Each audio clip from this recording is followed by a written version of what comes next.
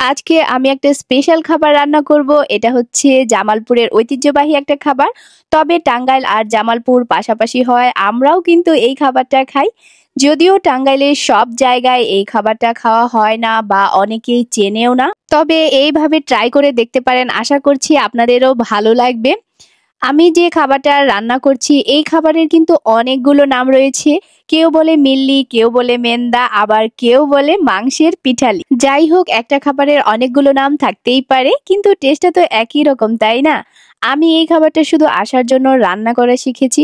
ও এই খাবারটা ভীষণ ভীষণ পছন্দ করে। শুধু যে আশা এই খাবারটা পছন্দ করে এমন না, এই খাবারটা কিন্তু অনেকেরই পছন্দের খাবার। এই খাবারটা খাওয়ানো হয় কেউ মারা গেলে বা বিশেষ কোনো অনুষ্ঠান হলে। আমাদের গ্রামে যেটা বলে মৃত ব্যক্তির 40 দিনে যে খাবার খাওয়ানো হয়, আমরা যেটাকে চল্লিশা বলি, তখন আসলে এই খাবারটা বেশি পাওয়া যায়। তাছাড়া অনেকেই শখের বশেও কিন্তু এই খাবারটা রান্না করে খায়। এই খাবারটা রান্না করতে হলে বা পারফেক্ট টেস্ট পেতে চাইলে মাংসটা একটু বেশি করে সিদ্ধ করে নিতে হবে। মাংসটা ভালোভাবে সিদ্ধ হয়ে গেলে এটার ভিতরে এই যে চালের গুঁড়োগুলো মিক্সড করে দিতে হবে।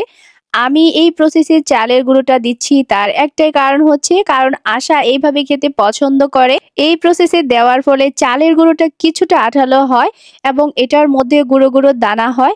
তবে চাইলে আরেক প্রসেসেও করা যায়। আমরা যেভাবে চিতই পিঠা বানানোর জন্য চালের গুঁড়োটাকে যেভাবে প্রসেস করি, ওইভাবে করেও দেওয়া যায়। আর এই চালের গুঁড়োটা কিন্তু অল্প অল্প করে দিয়ে তারপর মিক্সড করে দিতে হবে। সবগুলো যদি একসাথে দিয়ে দেন তাহলে কিন্তু আঠালো হবে না। চালের গুঁড়োটা দেওয়ার পর এটাকে কিছুক্ষণ ঢাকনা দিয়ে ঢেকে রাখতে হবে। তারপর একটা কড়াইয়ের ভিতরে পেঁয়াজটাকে ভালো করে ভাজি করে নিতে হবে।